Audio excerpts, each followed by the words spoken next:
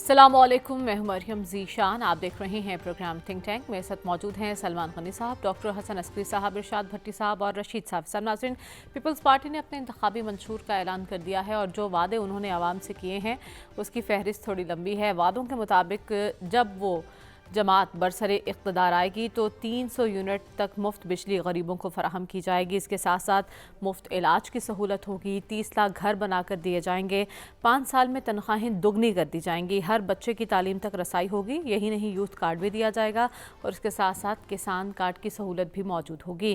अब ये वादे सुनने में तो बहुत अच्छे लग रहे हैं, लेकिन किस हद तक काबिल अमल है इस पर हम बात करेंगे। सलमान साहब, सबसे पहले आपके पास आऊँगी। मुल्क की मौजूदा मौशी हालात आपके सामने हैं, क्या ये वादे और जो मंशूर इंतखाबी इन्होंने दिया है ये मौशी हालात से मुताबिकत रखता है? देखिए, ये जो मंशूर होता है ये वादों का नाम है और इसमें ये उनसे कोई नहीं पूछ सकता है कि इन वादों पे आप अमल दरामद कैसे करेंगे। और पाकिस्तान की सियासत जिस डिगर पर चल रही है इसमें उन इश्यूज़ का कोई जिक्र नहीं होता जिन इश्यूज़ का वो अपने मंशूर में ज़िक्र करते हैं। और यहाँ पर शख्सियत परस्ती है, यहाँ पर अपने अपने ज़ाती सियासी मफादात हैं और उन्हीं के ताबे उनकी सियासत है। अब जो बिलावल भुट्टो ज़रदारी साहब ने मंशूर दिया, देखें भुट्टो साहब का मंशूर क्या था कि रोटी कपड़ा मकान, मुस्लिम लीग नून का था कि अमन तरक्की और खुशहाली, और अब बिलावल साहब जिन 300 यूनिट की बात कर रहे हैं कि 300 यूनिट फ्री, या इससे पहले इस्तेकाम पाकिस्तान पार्टी ने भी ये बात की थी। और अलमिया ये है कि अभी सर्दी है और लोड शेडिंग अभी भी हो रही है। आप सर्दियों की बात छोड़ दें, ये पाकिस्तान के अंदर बिजली का बिल कभी इशू नहीं था रहा घरेलू सार्फिन के लिए। मुझे याद है हम बचपन में 2, 4, 5, 10 रुपए आया करता था। फिर हम अपने जब अपने हमारे घर बने तो कभी 30, 40, 50 से ज़्यादा नहीं था। सबसे अहम बात यह है कि ये बिजली के बिल जो है ये जिन कैसे बने हैं, ये आईपीपीज के जरिए बने हैं। आईपीपीज किनके बात ये कि जो अरबों खरबों माहाना अरबों खरबों रुपयों की बात नहीं, डॉलर्स में पेमेंट होती है। और ये आईपीपीज किनका तोहफा था? पीपल्स पार्टी थी, मुस्लिम लीग नून थी, जनरल मुशर्रफ था, और ख़ुद तहरीक इंसाफ के दौर में भी 3 प्रोजेक्ट्स की अप्रूवल दी गई है। बात यह कि आप लोगों को इस तरह बेवकूफ़, ये जो मंशूर है ये दरअसल उनको सब्ज़ बाग दिखाने के मुतरादिफ हैं। और अगर वो संजीदा है, अगर पाकिस्तान के अंदर नज़रिए की सियासत है, तो फिर इस लीडरशिप को जब ये इंतखाबी मुहिम में जाएंगे, क्या पाकिस्तान के मसाइल ज़्यादा, महंगाई ज़्यादा अवाम उनसे ये पूछ पाएंगे कि जनाब ये जो 5 साल पहले इलेक्शन हुआ था आप उसमें भी एक मंशूर लेके आए थे, याद है आपको कि किसने क्या क्या कहा था? मैं दोहराना नहीं चाहता। 1 करोड़ नौकरियां, पहले 50 लाख घर, इन्होंने नौकरियों की बात की, इन्होंने दुगनी तनख्वाहों की बात की। बात ये कि ये वो इश्यूज नहीं है जो इनकी अमली सियासत। और 5 साल तक जो लोग बरसे इक़्तिदार आए, आप ज़रा उनका मंशूर उठाएं और उनके इक़दाम देखें कि 3.5 साल में आम अशियाए ज़रूरियात की कीमतें 2 गुना, और फिर जो महंगाई के नाम पे बरसे इक़्तिदार आए, जिन्होंने लॉन्ग मार्चेस किए, उसके बाद अदम-ए-इत्तेमाद हुई तो 4 गुना। तो बात है कि पाकिस्तान की पॉलिटिकल पार्टीज इस हवाले से कितनी संजीदा है, मैं नहीं समझता। ये इशूज़ की सियासत नहीं करते, ये सारी मफादात की सियासत है। और जब आपकी सारी स्ट्रगल का महवर ये हो कि आपने हर कीमत पर जायज़ नाजायज़ तरीक़ों के साथ आपने इक़्तिदार में आना है, तो वो अपने उस मंशूर पे, और कौन सी ऐसी पार्टी है, मैं आपसे ये पूछता हूँ कि एक साहब ने तो ये भी कहा था कि हम बरसे इक़्तिदार आएंगे तो IMF से रजू करने पर खुदकुशी को तरजीह देंगे।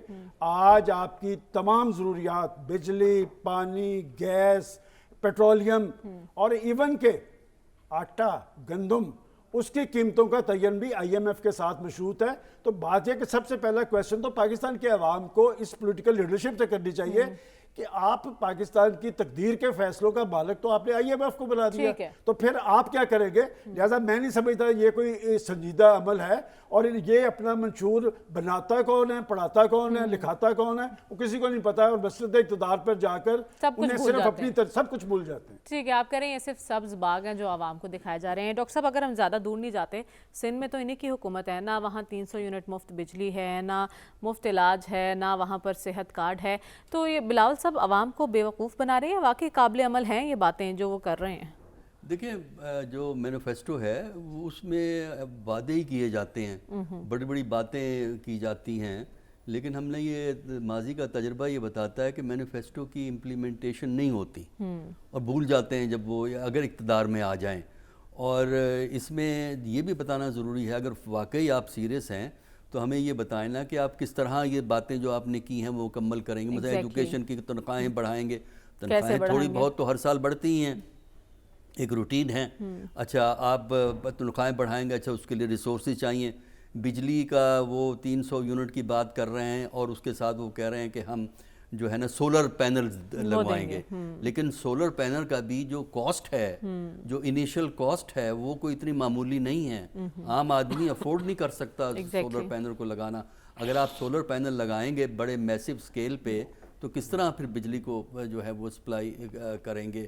تو اسی طرح اور بھی باتیں ٹھیک ہیں کہ لیبر کے لیے وہ کام کریں گے، روایتی طور پہ پیپل پارٹی لیبر کے لیے کام کرتی ہے، اسی طرح کسانوں کے لیے بھی ہے. لیکن اب آپ یہ دیکھیں نا کہ جو مسائل ہیں، مثلا گندم کی بیجائی کا بھی سیزن تھا، اب گندم میں جو ہے کھاد ڈالی جا رہی ہے، کھاد نہیں مل رہی. یعنی اگر آپ نے بلیک میں لینی ہے پھر تو مل جاتی ہے، لیکن اگر آپ نے وہ کنٹرول پرائس پہ لینی ہے تو آپ کو کھاد نہیں ملتی. یہ وہ ایسے مسئلے ہیں جن کے پریکٹیکل سلوشن بھی دینے چاہیے، جو کہ عام طور پہ ہوتا نہیں ہے. اور اسی طرح جو سندھ میں ہیلتھ کی کنڈیشنز، مثلا کراچی میں اگر آپ رہتے ہیں، پانی پینے کا پانی جو ہے نا وہ تو ایک بڑی نعمت ہے اس شہر کے لیے.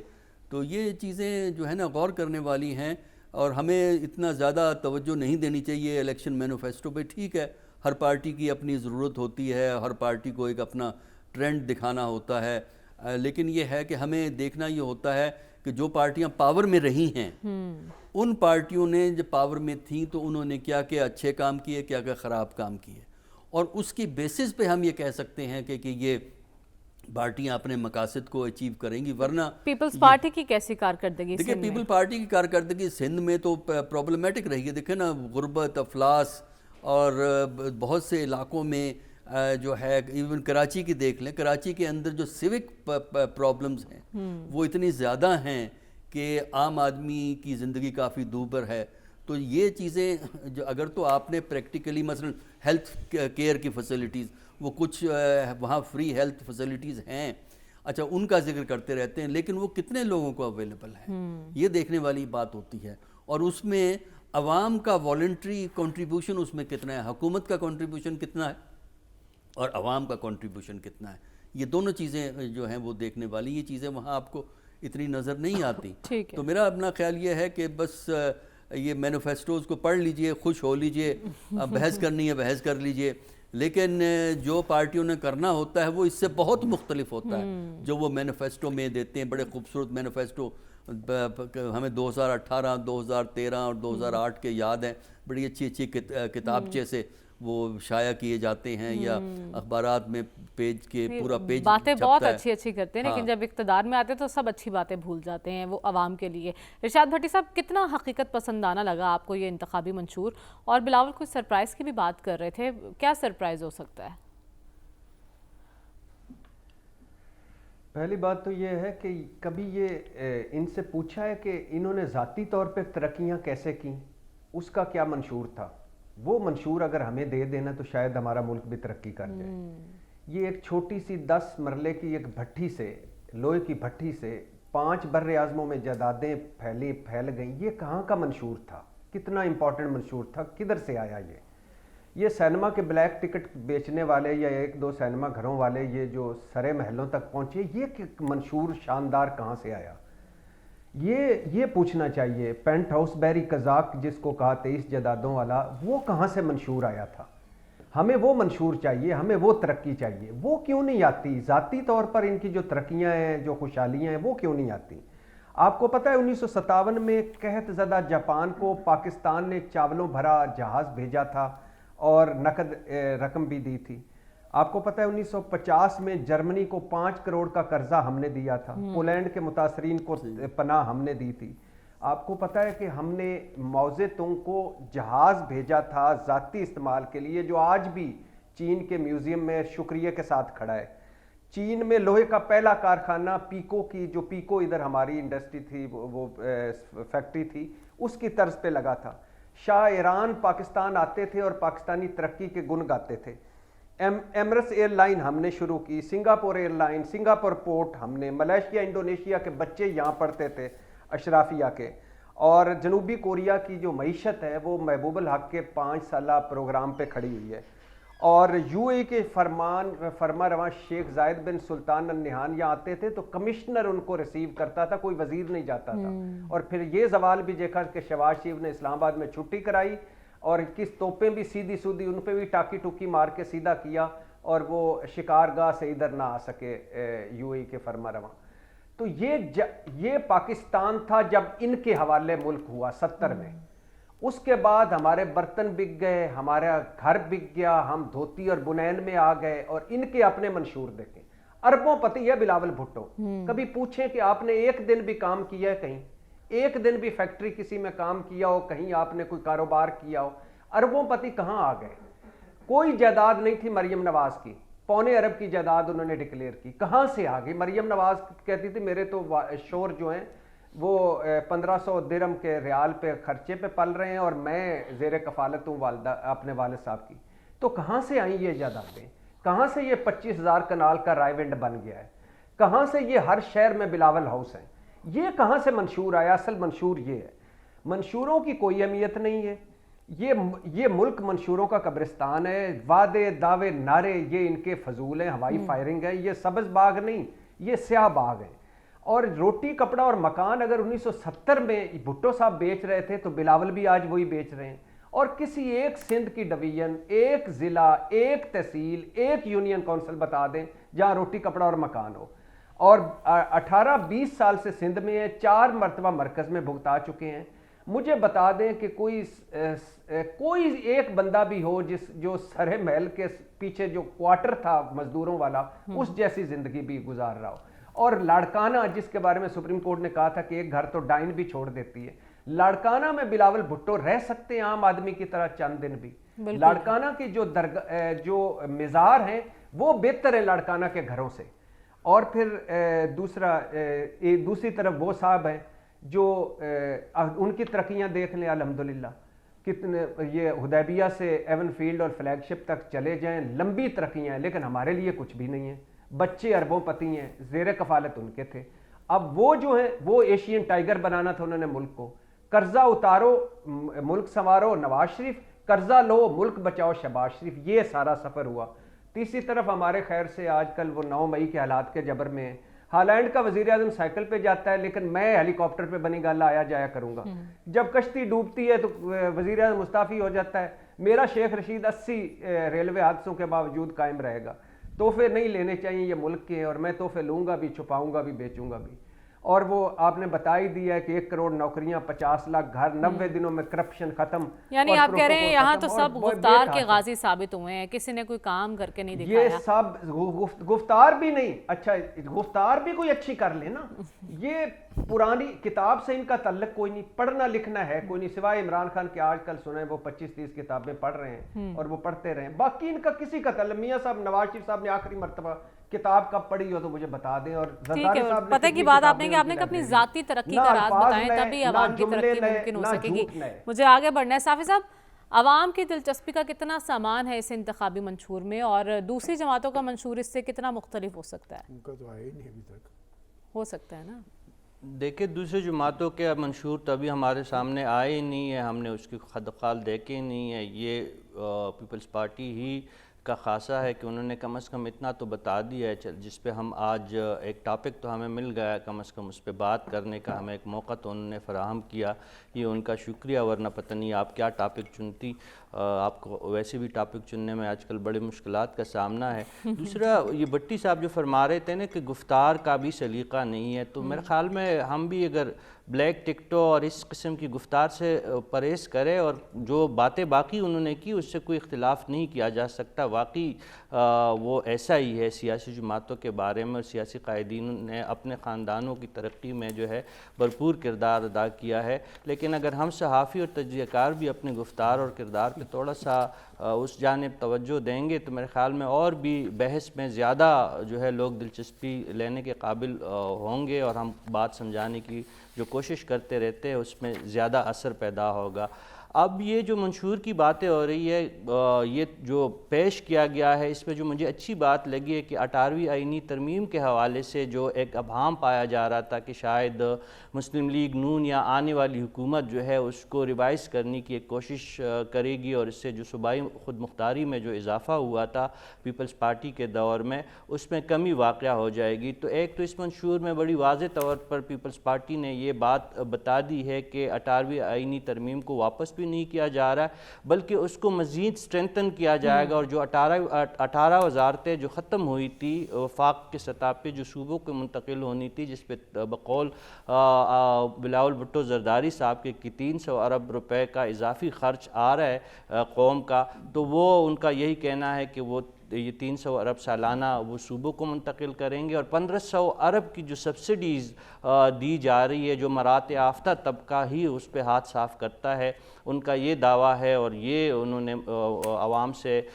یہ اپنے منشور میں یہ کہا ہے کہ وہ یہ 1500 ارب کی سبسڈی جو ہے اس کو بھی وڈرال کریں گے، اور وہ عوام جو غریب طبقہ ہے اس میں وہ تقسیم کریں گے. اگر اس میں 1% کام بھی ہو جائے، باقی ساری چیزیں تو آپ نے ڈسکس کر دی کہ کسان کارڈ، ہاری کارڈ، مزدور کارڈ، طلبہ کارڈ، نوجوان کارڈ، جو ساری چیزیں انہوں نے بتائی، ساری چیزیں ضروری ہے، لیکن خیرات پہ جو ہے یا خیرات کی عادت ڈلوا کے قومیں نہیں بنتی. مریم آپ جانتی ہوں گی کہ چینی جو حکمران جماعت ہے، پچھلے ہفتے ان کی جو CPC کا اور پولیٹیکل بیورو کا ایک اہم اجلاس جاری 2 دن جاری رہا ہے، اور شی جی پنگ نے غالباً اس ہفتے یا اگلے ہفتے اپنے جو ہے پولیٹیکل ویژن کا اور آنے والے سال کے لیے جو ان کی جو پالیسی ہے، خارجہ پالیسی، داخلہ پالیسی، اس پہ انہوں نے بات کرنی ہے. اور یہ جو 2 دن گزرے ہے اس میں انہوں نے پہلے مرحلے پر خارجہ پالیسی کے حوالے سے ایک واضح روڈ میپ دیا ہے.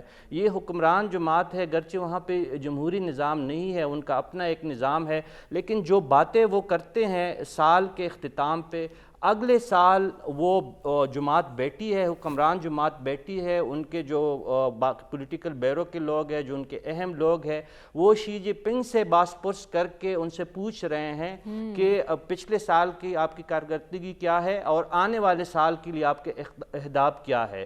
منشور تو دینا ٹھیک ہے، لیکن جب یہ جماعتیں برسر اقتدار آتی ہے پھر اپنے منشور کو بھول جاتی ہے. ان کو تقلید کرنی ہوگی. جو CPC جیسی جماعتیں ہیں، وہ اپنے آپ کو سیاسی جماعتیں کہتے ہیں، حکمران جماعت ہے چین کی، وہ اس جیسا نظام بنانا ہوگا کہ جب یہ اقتدار میں آتے ہیں تو کس طرح یہ اپنے عوام سے انہوں نے جو وعدے کیے ہیں اس پہ انہوں نے کتنا عمل کیا ہے، اور آنے والے نہ صرف عوام کو دور بھول میں جاتے ہیں صافی جو صاحب، جو بلکہ ان وعدوں کو بھول جاتے ہیں. اور ابھی تو عوام میں نظر آئیں گے نا، جب اقتدار میں آئیں گے تو عوام کی ان نمائندوں تک رسائی بھی ناممکن ہو جائے گی. اس کے لیے بھی کئی سفارشیں کرنی پڑتی ہیں پھر ان MNA MPs سے ملنے کے لیے. لیکن سلمان صاحب، آج ہم نے ایک اور دلچسپ واقعہ دیکھے. الیکشن کمیشن نے مخصوص نشستوں کے لیے انتخابی شیڈیول میں تبدیلی کی ہے. میرا سوال یہ ہے کہ مخصوص نشستوں کے لیے انتخابی شیڈیول میں تبدیلی سے کیا دیگر شیڈیول بھی متاثر ہو سکتا ہے؟ دیکھیں مریم، میں اس پہ بھی بات کرتا ہوں، لیکن وہ ایک بڑا دلچسپ ایشو ہے. اور یہ جو 300 یونٹ کی بات کی جاتی ہے، یہ ہمارے ساتھ مشرقی پنجاب کے چیف منسٹر نے وہاں پر 300 یونٹ فری کر کے دکھائے ہیں. ذرا اس سے چیف منسٹر کو کبھی دیکھیں نیٹ پہ، اس کی چپل دیکھیں، اس کا لباس دیکھیں، اس کا رہن سہن دیکھیں، اس کا طرز زندگی دیکھیں. بات یہ کہ جنہوں نے ڈیلیور کرنا ہوتا ہے ان کی شکل ویسی ہی ہوتی ہے. اور جہاں تک آپ نے شیڈول کی بات کی ہے، دیکھیں یہ ایک بڑی تبدیلی ہے. اور میں ابھی کھنگال کے آیا ہوں کہ ماضی کے اندر کبھی شیڈول میں اتنی بڑی تبدیلی نہیں ہوئی. اور یہ کیوں کر ہوئی ہے، اس کا ایک پس منظر ہے، ایک فیصلہ ہے. یہ بلے کا نشان ہے، اور بلے کے نشان کے حوالے سے آپ جانتی ہیں کہ میں پہلے دن سے ایک بات کہہ رہا ہوں کہ کسی بھی پولیٹیکل پارٹی کا ایک انتخابی نشان ہوتا ہے جس بنیاد پہ اس نے انتخابی عمل میں جانا ہوتا ہے. کہ پاکستان کے اندر سیاسی سسٹم اس حد تک پہنچ گیا ہے، آپ سیاسی طرز عمل اس حد تک پہنچ گیا ہے کہ دوسرے مخالفین ان کا وہ نشان بھی ہضم نہیں کر پا رہے. الیکشن کمیشن نے ایک فیصلہ کیا اور پشاور ہائی کورٹ میں ایک سنگل بینچ, دیکھیں اصولی طور پہ تو میں 100% اس کے حق میں ہوں کہ ان کو نشان ملنا چاہیے, لیکن فیصلہ ایک ایسے آدمی نے کیا ہے جو خود ان کی حکومت میں ایڈیشنل ایڈوکیٹ جنرل بنا اور انہی کے دور میں جج بنا. کنفلکٹ آف انٹرسٹ کی بات چونکہ خان صاحب بہت زیادہ کرتے تھے, پاکستان کی عدالتوں نے بڑے فیصلے کیے ہیں اور کریں گے, اور اس لیے کہ اس الیکشن کے حوالے سے بھی اگر پاکستان کی عدالت عظمیٰ فیصلہ نہ کرتی تو ابھی تک ہم اسی کنفیوژن میں پڑے ہونے تھے کہ الیکشن ہونے ہیں نہیں ہونے, اور ابھی بھی جو چیزیں چل رہی ہیں دیکھیں بات ہے کہ مسئلہ تو صاف ہے, لیکن یہ سارا جو خواتین کی اور اقلیتی یہ 227 نشستیں ہیں, اور اس کا شیڈول اس لیے تبدیل کیا ہے کہ پاکستان کا الیکشن کمیشن انہوں نے بیلٹ پیپر چھپوانے ہیں, اس پہ جب تک فیصلہ نہیں ہوگا یہ معاملہ آگے کی طرف نہیں چلے گا.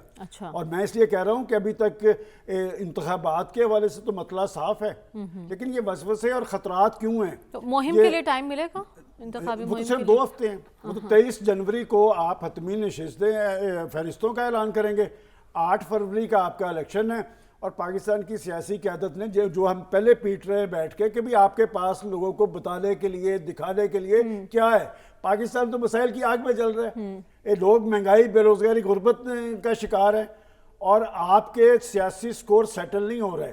اور بات یہ کہ اگر پاکستان کا پولیٹیکل سسٹم اسی طرح رہا اور آپ کسی پارٹی کا, یہ ماضی کے اندر مسلم لیگ نون کے ساتھ کیا ہوا, سینٹ کے الیکشن کے اندر ان کے امیدواروں کو آزاد امیدوار ڈکلیئر کرنا پڑا, یہ آپس کے سکور سیٹل کر رہے ہیں, جس کی وجہ سے پاکستان کے اندر سیاسی اور جمہوری سسٹم مضبوط نہیں بن رہا, اور اگر یہ سسٹم مضبوط نہ بنا تو ایک بات میری یاد رکھیں, جس طرح کے الیکشن کروانے جا رہے ہیں یہ پھر 1 سال سے زیادہ نہیں چلیں گے. اچھا, یہ بڑی آپ نے سگنیفیکنٹ بات کی, لیکن اس سے پہلے آپ کہہ رہے ہیں جو اقدامات ہو رہے ہیں اس سے غیر یقینی کی صورتحال بھی مزید بڑھ رہی ہے.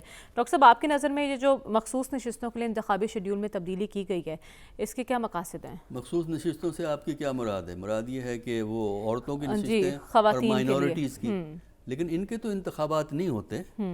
مائنورٹیز کی سیٹیں اور جو خواتین کی سیٹیں ہیں ان کو تو جتنی پارٹیز اپنی جنرل سیٹیں جیتتی ہے اس کے بیس پہ پروپورشنل ریپرزنٹیشن کی بنیاد پہ سیٹیں تقسیم کر دی جاتی ہیں. وہ ایک لسٹ سبمٹ کرتے ہیں الیکشن کمیشن کو, اور اس لسٹ میں سے وہ اوپر سے اگر کسی پارٹی کے 5 سیٹیں بنتی ہیں تو 5 اوپر کے نام آ جائیں گے, پھر اور ایڈ ہوتے رہیں گے. تو اگر ان کے شیڈول آگے پیچھے کیے ہیں تو اس سے اوور آل الیکشن افیکٹ نہیں ہوتا. اچھا, وہ اس لیے افیکٹ نہیں ہوتا کہ جو جنرل نشستیں ہیں ان کا ایک اپنا حساب ہوتا ہے, پہلے جنرل نشستوں کا انتخاب ہوتا ہے, اس کے بعد جتنی آپ نے سیٹیں جنرل الیکشن میں جیتی ہوتی ہیں پھر وہ سیٹیں تقسیم ہوتی ہیں. تو میرا خیال یہ ہے کہ اس سے جنرل الیکشن کا تو پیٹرن ایفیکٹ نہیں ہوتا, لیکن اسی ہمیں سمجھ میں نہیں آیا کہ ضرورت تو نہیں تھی, کیونکہ یہ تو لسٹیں بعد میں جو ہے تبدیل بھی ہوتی ہیں. مثلا کسی کی لسٹ پوری ہو جاتی ہے تو وہ نئے نام پینل وہ سبمٹ کرتی ہے پارٹی. تو اس لیے اصل جو مسائل ہیں میرا خیال یہ ہے جو الیکشن کو افیکٹ کر سکتے ہیں ان کی طرف الیکشن کمیشن کو توجہ دینے کی ضرورت ہے. جس طرح ابھی یہ کہ ایک پارٹی کو آپ نشان نہیں دیں گے اس کا مطلب وہ الیکشن نہیں لڑ سکتی. تو وہ اور جمہوریت کا بنیادی اصول یہ ہے کہ جتنے بھی پلیئر ہوتے ہیں ان کو ٹیکنیکل گراؤنڈ پہ ناک آؤٹ نہیں کیا جاتا. جمہوریت کا اصول یہ ہے کہ وہ سیاسی میدان میں جائیں, الیکشن میں حصہ لیں اور لوگوں کے ووٹ سے ناک آؤٹ. اس معاملے پر ہم آگے چل کر بات کریں گے, لیکن اس سے پہلے بھٹی صاحب آپ کو کیا لگتا ہے یہ جو اقدامات کیے جا رہے ہیں الیکشن کمیشن کی جانب سے, اسپیشلی آج اچانک جو شیڈیول میں تبدیلی کی گئی مخصوص نشستوں کو لے کر, اس سے کہیں غیر یقینی پیدا تو نہیں ہو رہی؟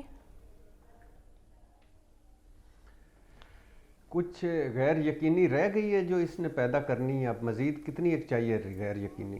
ایشو یہ ہے کہ جو فیصلے آئے ہیں اور ایشو یہ ہے کہ اس میں جج صاحبان یعنی ابھی محترم سلمان غنی صاحب نے کانفلکٹ آف انٹرسٹ کی بات, تو کیا آپ وہ فیصلے نہ کریں؟ یعنی برطانیہ کے جج آ جائیں, یورپ کے جج آ جائیں, امریکہ کے جج آ جائیں. ویسے وہ آ جاتے تو یہ جتنی بھی کھیپ ہے ہماری سیاستدان سارے اندر ہوتے اگر وہ جج آ جاتے. تو مجھے بتائیے کہ اب کون فیصلہ کرے گا؟ اب مجھے بتائیے کہ اس پہ بات ہونی چاہیے تھی کہ یا اس پہ بات ہونی چاہیے تھی کہ یہ جو مافیا عدالتوں پہ چڑھ دوڑا ہے, جس طرح کی زبان استعمال ہو رہی ہے.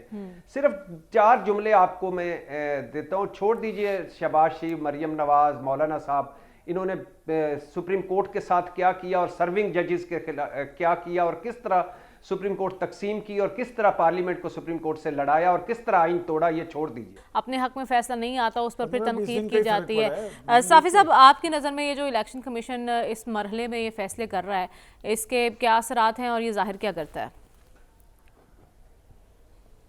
دیکھیں، الیکشن کمیشن نے ایک سیاسی لیڈر کو الیکشن سے باہر کیا، ان کو جیل میں بند کیا، ان کو جو ہے ان کی ٹکٹ جاری کرنے کا اختیار چھینا، ان کے سینٹ کے لیے نامینیشنز کو ریجیکٹ کیا.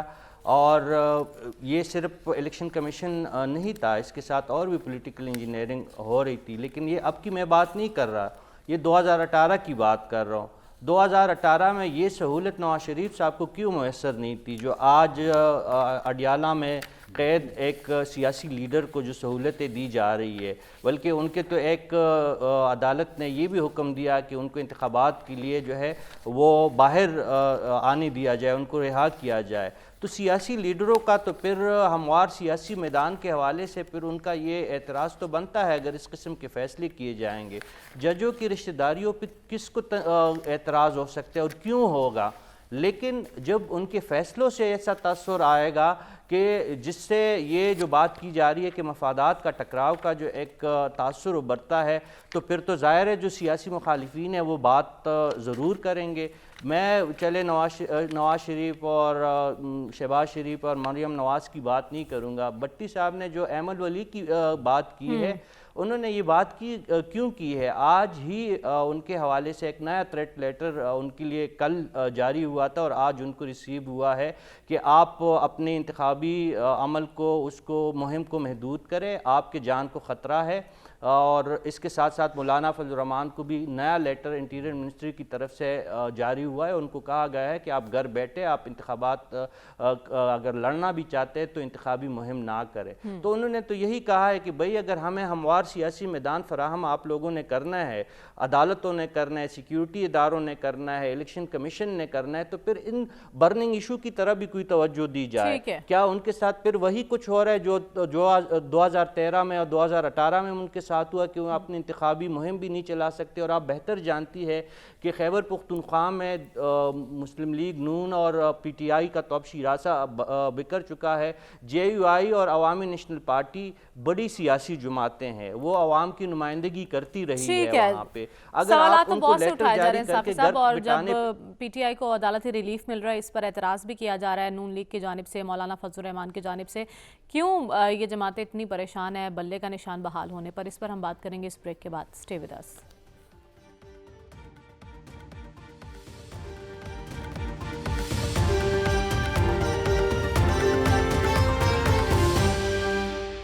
ویلکم بیک ناظرین. بلے کا نشان بحال ہوا تو سیاسی مخالفین بے حال ہو گئے. اب الیکشن کمیشن نے ایک فیصلہ کیا ہے، اس فیصلے کے خلاف نظر ثانی اپیل دائر کی جائے گی. وہ کب کی جائے گی اس پر ابھی بات ہوگی. لیکن سلمان صاحب، سوال یہ ہے کہ اب بلے کا نشان واپس مل سکے گا پاکستان تحریک انصاف کو؟ دیکھیں، جیسے الیکشن کا فیصلہ پاکستان کی عدالت عظمیٰ نے کروایا تھا، یاد کریں کیسے کروایا تھا کہ 90 روز کے اندر انتخابی عمل پہ سماعت تھی اور پھر گھنٹوں کے اندر پاکستان کے چیف جسٹس کا انیشیٹو تھا، شٹل کاک تھے ہمارے chief election commissioner president house کے درمیان، تو فیصلہ ہو گیا تھا. بات یہ کہ اصولی بات تو یہ کہ کسی پارٹی کو آپ اپنے انتخابی نشان سے ختم نہیں کر سکتے. دیکھیں، اس نے اسی بنیاد پہ جانا ہے. اور مجھے یہ جو بلے کا نشان ہے، یہ ایک بڑا سیاسی طوفان اس پہ مچتا نظر آ رہا ہے. آخر کیا وجہ ہے؟ دیکھیں، بات ہے کہ ہم چھوٹے موٹے ہمارے پریس کلب کے الیکشن ہوتے ہیں، کبھی کسی نے دوسرے بندے کو اس طرح چیلنج نہیں کیا. آپ اگر ایک پولیٹیکل پارٹی کو باہر نکال دیں گے تو مجھے یہ بتائیں کہ ان انتخابات کے نتیجے میں پاکستان کے اندر استحکام آئے گا؟ مجھے تو وہ 77 والا معاملہ لگتا ہے کہ کوئی نئی تحریکی نہ یہاں شروع ہو. بات یہ کہ پاکستان کے سیاستدانوں نے تاریخ سے سبق حاصل نہیں کیا کہ انہوں نے اپنے سسٹم کو کمزور کیا ہے. ایک دوسرے کو گرانے کے لیے، ہٹانے کے لیے تمام لمٹس انہوں نے کراس کی ہے. اور میں سمجھتا ہوں پاکستان کی عدالت عظمیٰ نے اگر یہ فیصلہ کیا ہے کہ پاکستان کے اندر آزادانہ الیکشن کروانا ہے تو پھر آزادانہ الیکشن کے لیے تمام جو لوازمات ہیں پورے ہوں گے. پاکستانی فوج نے کور کمانڈرز میٹنگ دیکھ لینا کہ پاکستان کی عدلیہ بھی یکسو ہے اور پاکستان کے سیکورٹی ادارے بھی اس عزم کا اظہار کر رہے ہیں کہ ہم جو بھی تعاون ممکنہ فراہم تعاون کریں گے۔ ہے وہ پاکستان کے الیکشن کمیشن کو دیں گے۔ تو ادارے تو یکسو ہیں، پاکستان کی پولیٹیکل لیڈرشپ کا اب حال دیکھ لیں کیا ہے، اس سے سسٹم مضبوط نہیں ہوگا، اور اس طرح کے انتخابات کے نتیجے میں پاکستان کے اندر استحکام اور لوگوں کی زندگیوں میں اطمینان نہیں آئے گا۔ ٹھیک ہے، لیکن ڈاکٹر صاحب ہم دیکھ رہے ہیں نون لیگ اور مولانا اسپیشلی بڑے تل ملائے ہیں اس فیصلے پر۔ انہوں نے کہا ہے کہ ترازو کو ایک لاڈلے کی جانب جھکایا جا رہا ہے، تو عدالتوں کی جانب سے پی ٹی آئی کے لیے ریلیف کا تاثر کیوں دیا جا رہا ہے؟ دیکھیں یہ اس پروپیگنڈے کا حصہ ہے، اصل میں چاہتے یہ ہیں یہ باقی پارٹیاں کہ کسی طرح اس پارٹی کو ناک آؤٹ کر دیا جائے اور ان کو واک اوور مل جائے الیکشن کے اندر، کوئی مقابلہ نہ ہو اور وہ واک اوور مل جائے۔ اور یہ جو اس پہ تنقید ہو رہی ہے یہ قابل افسوس ہے، جس کا مطلب یہ ہے کہ یہ سیاسی جماعتیں جمہوریت میں بلیو نہیں کرتی۔ اگر آپ جمہوریت میں بلیو کرتے ہیں تو آپ کہتے ہیں آئیے میدان میں، ایگزیکٹلی لڑیے الیکشن، اور دیکھتے ہیں عوام کی سپورٹ کس کے لیے ہے کس کے لیے نہیں ہے۔ لیکن چونکہ بنیادی طور پر ان کا ڈیموکریٹک یا جمہوری کلچر سے کوئی تعلق نہیں ہے، لہٰذا وہ کوشش میں لگے رہتے ہیں ہماری سیاسی جماعتیں کہ جو اپنا مخالف ہے اس کو فارغ کر دیا جائے۔ اور جیسا میں نے ابھی پہلے بھی کہا تھا کہ جمہوریت کا اصول یہ ہے کہ آپ سیاسی میدان سے کسی بھی پلیئر کو کسی طریقے سے ایڈمنسٹریٹو ایکشن سے، لیگل ایکشن سے آپ اس کو میدان سے نکالتے نہیں ہیں، کیونکہ اگر میدان سے نکال کے صرف مخصوص جماعتوں کو آپ نے اجازت دینی ہے الیکشن لڑنے کی تو پھر وہاں انتخاب تو ہو سکتا ہے لیکن ایسے انتخاب سے نہ سٹیبلٹی آتی ہے، نہ ایسی حکومت بنتی ہے جو پاکستان کے مسائل کو حل کرے، کیونکہ پاکستان کے مسائل اتنے شدید ہیں کہ اس سٹیج پہ اس قسم کی سیاست جو ہمارے ہاں کھیلی جا رہی ہے وہ ہماری اقتصادی مسائل کو حل کرنے میں مشکلات کا باعث بنے سیاستدان اپنے مسائل میں گھرے ہوئے ہیں نا، پاکستان کے مسائل کیسے کب حل کریں گے؟ لیکن ہمارا سوال یہ بھی ہے کہ ایک طرف انتظامی کارروائیں، دوسری طرف عدالت ریلیف دے رہی ہے پی ٹی آئی کو، تو اس موجودہ صورتحال کا مستقبل میں پی ٹی آئی کو فائدہ ہونے جا رہا ہے یا نقصان؟ بھٹی صاحب سے جانوں گی اس بریک کے بعد، اسٹے ود اس۔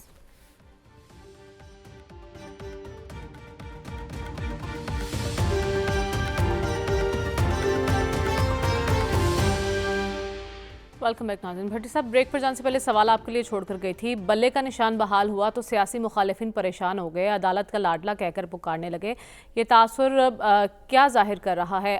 یہ جو سچویشن ہے اس وقت، یہ آنے والے دنوں میں پی ٹی آئی کے لیے فائدہ مند ہے یا نقصان دہ ہے؟